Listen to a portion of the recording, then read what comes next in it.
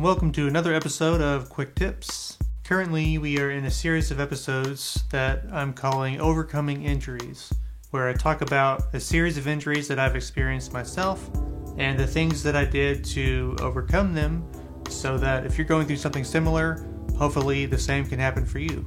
This episode is going to be about the big scary T word for musicians, and that is tendinitis. So tendinitis is like a pain or a soreness or an agitated type feeling that happens from overuse of some type of movement that you're doing. It's your body telling you that it's not okay with something that you're doing. And it's telling you, hey, if you're going to keep doing this, we're going to have a problem. And it's perfect for this segment of overcoming injuries, because if you have it, you can use it to strengthen and improve your technique. So not only do you not have the tendinitis, but you have found new and better ways to play.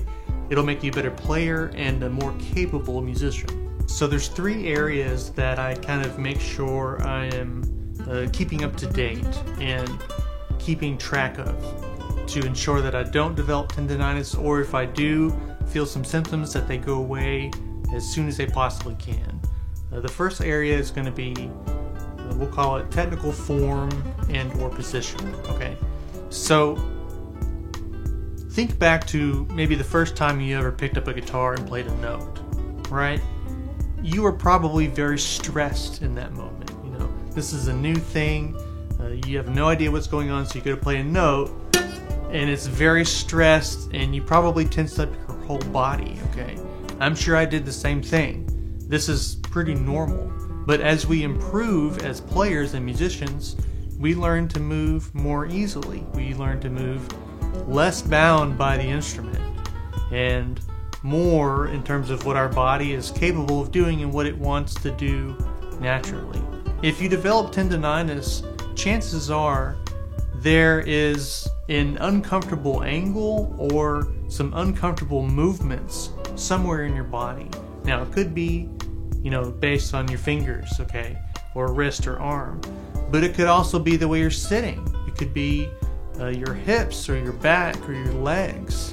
In my experience, if there's like a kink in the circuitry of your body, then when it makes its way all the way through, your shoulders and your arms and down to your fingers, it's not going to be as smooth of a process as it could be. There might be some added tension there that's occurring somewhere that you might not think.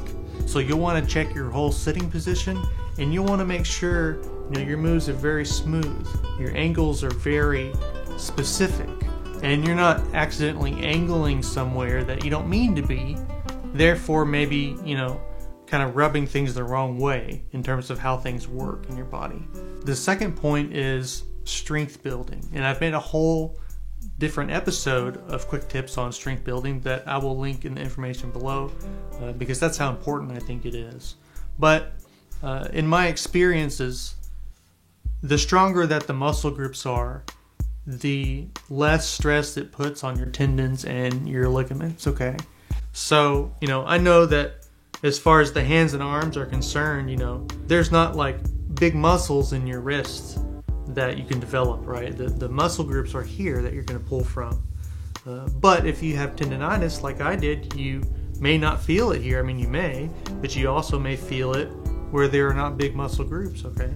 So if you strengthen the muscle groups, they're stronger, they have more endurance, they're not going to get tired as easily, and therefore the things that work with them also aren't going to have to pick up the slack.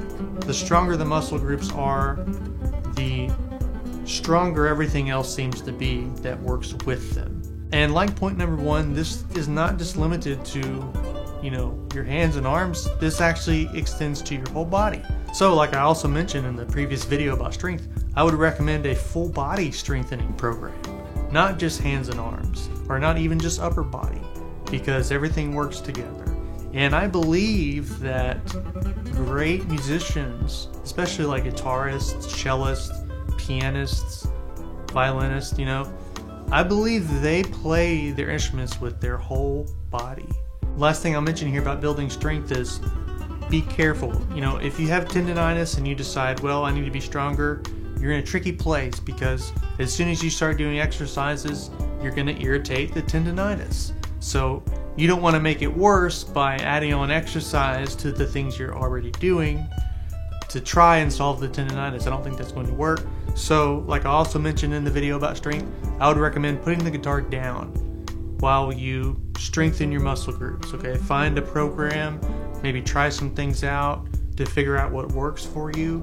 And if you have to miss a week or two of guitar playing, maybe even a month or even longer, think about the long-term benefits you could be setting up for yourself. And I think about exercise as something that's vitally necessary for guitar playing. If that helps you kind of get on that track, I would definitely think about it that way. When you exercise and when you build strength and endurance, you're essentially making yourself a better guitar player. And that's really, really cool. And the last thing, and this is probably the most important, okay, because this is hard for some of us to do, people like me. It's hard for me to do. The last thing is you have to rest. Okay, if you have tendonitis, then you most likely need to rest. It's going to be part of it. Tendonitis is certainly an indicator that things are being used too much and stressed too much. So even though we may adapt a solution where it's no longer an issue, for the meantime, we need to rest and let things heal and not make it worse. Rest could mean take a day off from guitar playing. It could mean take a week off, or maybe even a month off. However long you need to make sure your body fully recovers. And when it does, it'll be as strong as it can be. And these kind of natural movements, the strong movements that you're going to be seeking as you change and improve your technique so that it's more natural and you don't have any weird movements that might develop tendonitis, those things will be easier to find. Rest could also mean rest in a more intermittent type fashion. Like maybe you need to not play as long when you play the guitar. That's something that I had to learn. How long can I sit down and play before the consistent pattern of doing this starts to give me issues? And I found that for myself and my body, that time period is 2 hours. When I practice, I like to sit down, start to play, and not move for 2 hours. Like I don't like to take breaks or get up and get something to drink or whatever. I like to sit down and play for 2 hours straight. It's just what I like. But I learned if I'm going to do that, I can't do 2.5, I can't do 3. It's got to be 2. And that's about how long I can play, and play that way, play consistently, and then not have tendonitis issues. I do that, and I put the guitar down, hopefully do something else for probably as long as I can, really. And then later on I can get the guitar back out, do that again for 2 more hours, and I'm still good to go. So I found that practice schedule by trial and error and trying to figure out how to appropriately incorporate rest into my practice. How far can I go before it starts to give me issues, and then I'm going to pull it back. For some people, it's beneficial to take breaks more often and do 20 or 30 minutes and then stop, take a 5-10 minute break. That really works for a lot of people. For other people, you may need to take off an extra day or 2 a week to let everything recover. And you can also consider that part of healthy guitar playing. As long as you can stick to your schedule, then in those days off, you're going to recover, you're going to recoup. When you come back, you're going to be at full capacity, you're going to be very strong, and you're going to be ready to go. If you're playing guitar and tendonitis starts to creep up, you can make some changes and take care of it rather quickly. If you put it off and the tendonitis keeps getting worse and worse, it'll compound on itself, and then you may have to put the guitar down for a long time to let your body repair that damage. The biggest problem with rest, I think, especially for some of us, is that sometimes, when you play a lot of guitar or you do it professionally, you're in a situation where you can't rest. You have to perform, you have to teach, things like that. that's really the only time it becomes tricky.